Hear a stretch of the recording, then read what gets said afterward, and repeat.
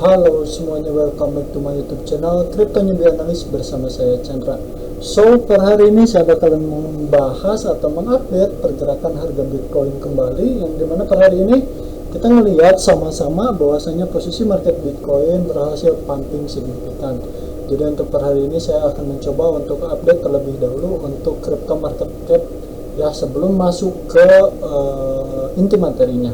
Jadi untuk per hari ini market cap cryptocurrency berada di kisaran 823 billion dolar ya, yang dimana per hari ini sudah mengalami kenaikan sekitaran 1,6%-an.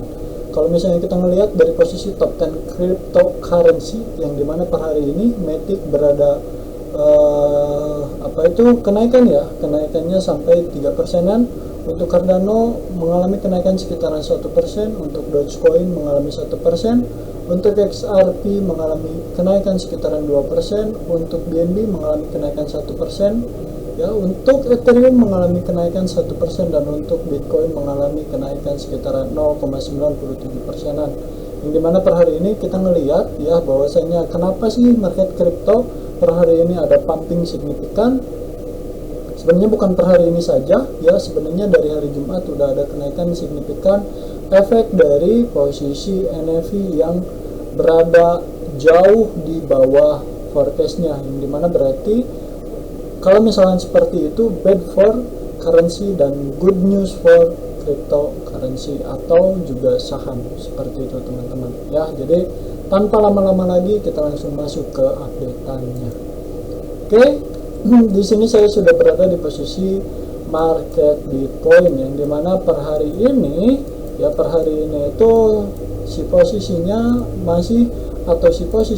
sudah mengalami penurunan kembali teman-teman. Kalau misalnya kita melihat dari posisi time frame hourly, yang mana si posisinya sekarang itu bisa dikatakan atau bisa disebut sebagai ya, si posisi polanya itu ngebentuk semacam, ini bisa disebut juga semacam bullish flag ya, yang dimana si posisinya cenderung turun korektif ya, dan akan mengalami kenaikan kembali seperti itu ya.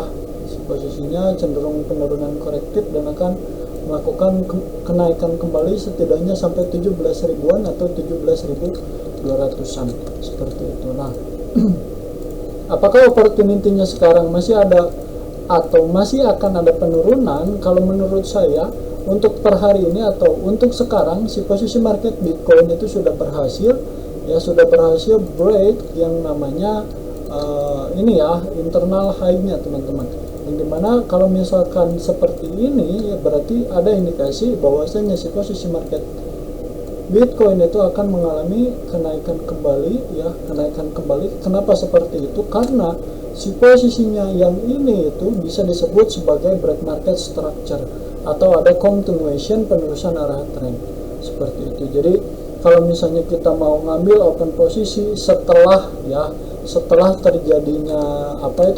terjadinya break ya, berarti kita ngambil posisinya itu menunggu dulu si posisinya ini koreksi seperti ini, baru kita bisa mengambil posisi long seperti itu teman-teman. Jadi kalau misalnya kita nggak bisa atau teman-teman ngambil posisi long ketika si posisinya itu baru break, nah itu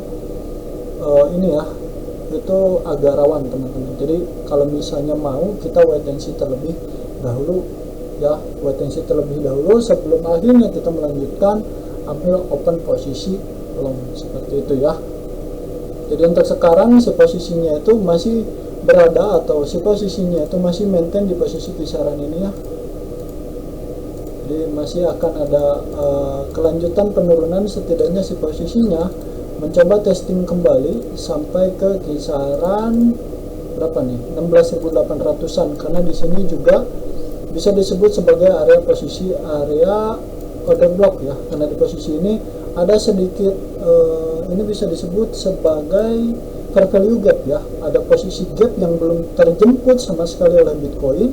Jadi opportunity atau untuk sekarang si posisinya ada kemungkinan dia turun terlebih dahulu ke posisi kisaran 16.800, baru dia akan melanjutkan ke naikannya seperti itu teman-teman ya. Jadi untuk sekarang saya masih menunggu si posisinya itu terjadi setapan yang cukup lumayan bagus ya, entah itu si posisinya itu berhasil bouncing signifikan di kisaran 16.800 ya, atau enggak si posisinya nanti terbentuk setapan double bottom di posisi area range ini ya.